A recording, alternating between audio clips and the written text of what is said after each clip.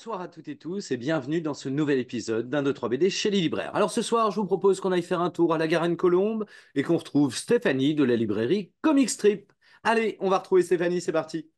Salut Stéphanie. Salut Christophe.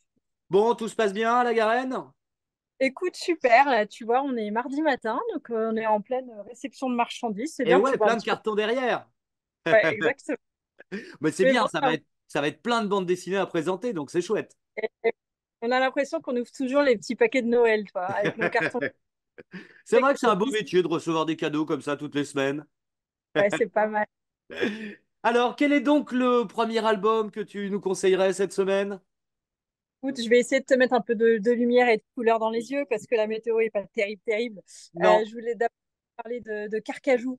Voilà, c'est une super découverte. C'est une sortie de la semaine dernière. Là, on est sur des choses vraiment, vraiment très récentes.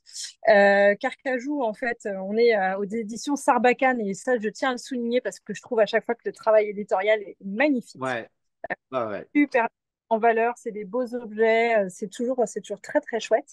Alors sur Carcajou, on a El Diablo au Sénat et El Diablo en fait c'est un type qui vient de la culture hip-hop, donc c'est très cool, qui a fait les Lascars pour Canal à Voilà. l'époque et Mm. aime beaucoup son approche. Et puis, on a au dessin Gilliane de Roche. Et en l'occurrence, bah là, franchement, ça marche ultra bien. J'ai été tout de suite embarquée en fait dans l'histoire.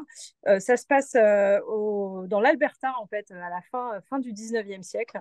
On va être en fait sur une ambiance, on est dans un univers en fait avec un certain nombre de personnages. On va être sur une ambiance un petit peu western, tu vois, dans l'esprit, mais Ouais. surtout on est en fait, on va avoir un shérif qui a la gâchette un peu facile, on va avoir un type un petit peu bourru, tu vois, qui va aller s'installer dans les montagnes et on va s'apercevoir en fait que l'endroit où il est installé, qui est propriété de sa famille, d'héritage en héritage, en fait, va être très très très convoité par un type local qui s'appelle Foxton et qui en fait règne sur tout ce petit empire-là.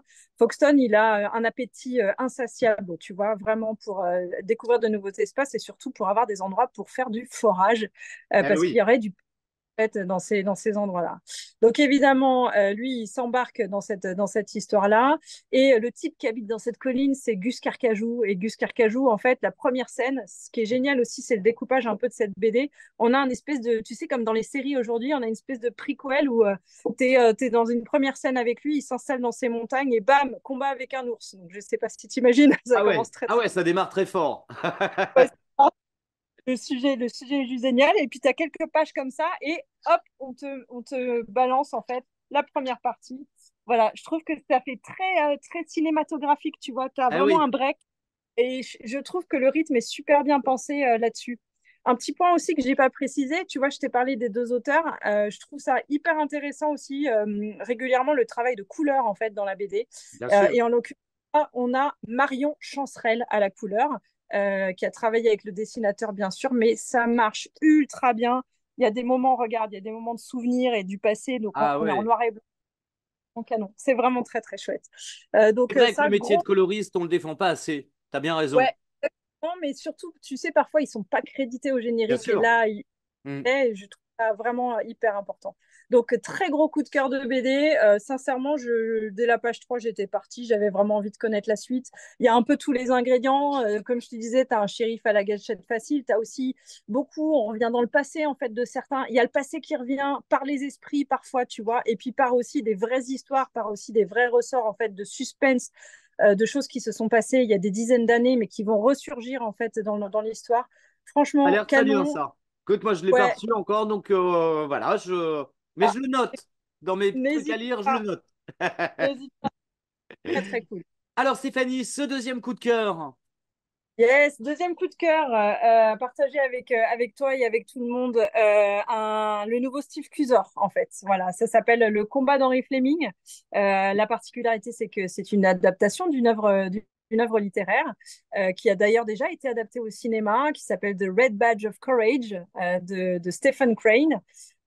Écoute, moi, pour tout te dire, les récits de guerre, tout ça, là, je cours pas après. Autant te dire qu'en bande dessinée, tu vois, particulièrement la Seconde Guerre mondiale, par exemple, c'est bien couvert, tu vois. Ouais, ouais. Mm. Et pas forcément le truc vers lequel je vais en priorité. Là, on est dans un autre environnement. On est sur la guerre de sécession, ok, les nordistes, les sudistes. Et en fait, je suis allée vers cette BD parce que j'en ai beaucoup entendu parler, parce que tout le monde l'attendait énormément, parce qu'elle est Ouais. sortie, je crois d'ailleurs, ils l'ont proposée en avant-première à Angoulême, si je ne dis pas de bêtises. Donc voilà, je vais sur cet ouvrage et évidemment, gros coup de cœur en particulier sur le dessin, il n'y a vraiment rien à dire, c'est Magnifique, le ultra. dessin de Steve Trésor, exceptionnel. C'est superbe, c'est délicat, mais sans, tu vois, sans qu'il y ait trop de détails, parce que de toute façon, le propos est quand même extrêmement dur. On est sur un jeune homme, il a 18 ans, il s'engage dans la guerre. Il y a deux choses qui sont importantes pour moi. La première, c'est d'abord le rythme, en fait, parce que il y a toute une première partie où il se passe rien, tu vois. Il y a Ouais. toute une première partie où ils attendent de rentrer dans le combat, où ils font des exercices, mais tu vois, il y a cette espèce de temps long un peu bizarre, où Mais tu ce as qui crée l'impression une qu'ils ont lourdeur en vraiment... fait sur l'ensemble. Et c'est vrai Ouais. que même si on sent que c'est long, on a envie d'avancer quand même, hein. On a envie que ça démarre. Tu sens, ils ont la dalle, tu vois, ils ont envie d'y aller, ils sont formés pour ça, ils sont préparés pour ça. Et puis, bah, en fait, quand l'affrontement arrive, là, tu te rends compte de la difficulté de la chose, de la cruauté de la chose, Sûr. De l'horreur. évidemment, cette froideur, cette déshumanisation totale en fait qui se passe à ce moment-là, que finalement les types que tu as en face de toi, bah, c'est un peu toi-même aussi. Donc tu as cette espèce de truc aussi en regard qui est vachement fort, ils se parlent beaucoup, tu vois, c'est Ouais. vraiment Mhm. en fait on va dire le personnage principal, il est vraiment il se parle beaucoup, tu es beaucoup dans sa tête quand même, c'est vachement impressionnant. Et puis surtout, il y a ce propos très fort, si tu veux, sur la vanité de la guerre.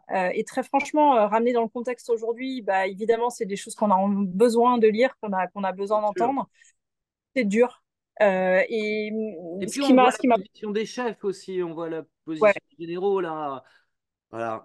Véritable bon. ouais, tu vois, tu te dis qu'il y a quand même des types quand on voit les gars, tu vois, c'est de la charpie quoi pour eux, Ah, tu vois, c'est de la d'accord, ouais. chair à canon. Et ça, c'est vraiment assez violent. Mhm. Ce qui m'a vachement marqué, ce qui m'a vachement plu aussi, c'est qu'il a su rendre. Alors, il y a le dessin, mais il y a la couleur. La couleur, elle est tout le temps dans les verts clairs, dans les jaunes. Je t'assure, j'ai eu l'impression que mon corps se couvrait de De poussière au fur et à poussière, mesure de ouais. la lecture. Ouais, qu'on était au J'avais fond de la l'impression d'en tranchée avoir là. Mhm. dans les narines, tu vois, j'avais l'impression d'avoir des éclats d'obus sur la tronche. Mhm. Franchement, c'est hyper bien rendu, c'est un très beau récit, très fort. Je souligne aussi le fait de s'en réemparer alors qu'il y a déjà eu une adaptation au ciné. Tu vois, Mhm. les gens se sont déjà figurés en fait Bien la chose, sûr. mais je trouve que ça marche extrêmement bien. Et Ouais. Steve s'en sort super bien, effectivement, parce qu'on Ouais, a ouais, des images, on peut avoir des images du film, etc. Mais exactement. effectivement, le rendu est sublime. Non, non, j'ai beaucoup Ouais, aimé ça aussi. très Mm. très chouette. Je Troisième. convoque mon ami et cher collaborateur Mathilde Allô. pour qu'on parle ensemble d'un Salut. troisième titre qui s'appelle Quand j'ai froid. Quand j'ai froid. Alors, quand j'ai froid, c'est un peu comme un océan d'amour, ouais, de Lupano. Et pour info, Et, on ne te le présente pas parce qu'on n'en a ouais, plus. on en a Ah, vous plus. avez tout Alors, vendu. on a tout vendu. C'est de. Alors, je vais retrouver son nom, Valentine Choquet, si je ne me trompe pas, j'ai Oui, pas envie de c'est dire de ça. bêtises, C'est ça. et qui est édité aux éditions de La Gouttière. Donc, et voilà, ça raconte un peu l'histoire d'une femme un peu seule et qui, grâce à un miracle de la vie, rencontre sa voisine. Sa voisine, c'est une petite mamie. Mm. Et ensemble, elles vont en fait se reconnecter un peu à la vie, un peu oublier leur solitude chacune. Et c'est un récit sans texte, donc ça se vit, ça se lit pas, Ah ouais, ça se ça se vit. vit. Mm. Ouais, C'est ça, ça se vit. exactement. Et ce qui est beau dans ce récit, c'est que déjà, c'est plein de bienveillance, de belles choses, c'est poétique, c'est mélancolique, et surtout, il y a des moments assez durs hein, qui parlent en fait du passé, de la guerre et tout. Et les transitions sont tellement fluides qu'on lit ça comme si on était sur un petit nuage. Et, Ouais, voilà, c'est mignon. c'est un moment, c'est une belle parenthèse. Et enfin, quand j'ai fermé le bouquin, je ne voyais plus rien parce que j'avais La petite les... brume, on a une petite brume dans les C'est yeux. ça, je voyais plus rien. Ça marche bien, quoi. Ça veut dire que ça marche Voilà, bien. et Ça c'est un marche coup de cœur bien, général voilà, en ouais. fait. Ouais. Pas Coup de facile cœur de de la tenir, librairie, on a tous adoré. Ouais. ouais, pas facile de tenir un lecteur quand même quand il n'y a pas de texte comme ça, il faut On l'embarquer. est Mais c'est d'accord. ça, et il faut savoir raconter par les images, par les regards aussi. Et autant au cinéma, c'est plus facile parce que tu as les acteurs, mais sur le dessin, il faut être Il faut vachement être calé, quoi. mordant. Ouais. Ouais. Et là, C'est top. c'est incroyable. Alors, c'est C'est pareil, incroyable. ça fait partie des titres que j'ai pas lus encore, mais Ouais, je vais me plonger dedans. à Ça va être faire. sympa, ça. Vivement conseillé. Vous en Bye. avez reçu dans les cartons quand même. Ah oui, certainement. À vérifier, tellement, hein, Zarcommande. Et Yes, je te laisse avec Stéphanie. yes.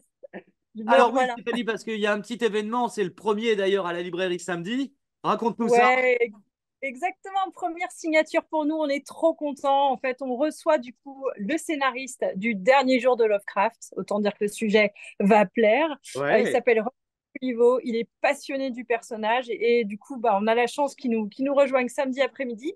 Il sera là de 16h à 18h pour nous parler de son approche scénaristique, de son boulot. Il est passionné, donc évidemment, il a alimenté en fait toute l'histoire de ce qu'il sait, de ce qu'il connaît de la vie de Lovecraft sur le bout des ongles. Et c'est génial. Convocation du passé.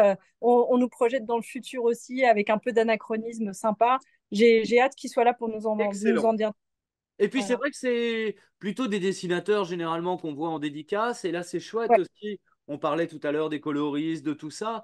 C'est des ouais, métiers qui ne sont pas assez représentés, même si c'est de plus en plus depuis Goscinny, bien sûr. c'est clair.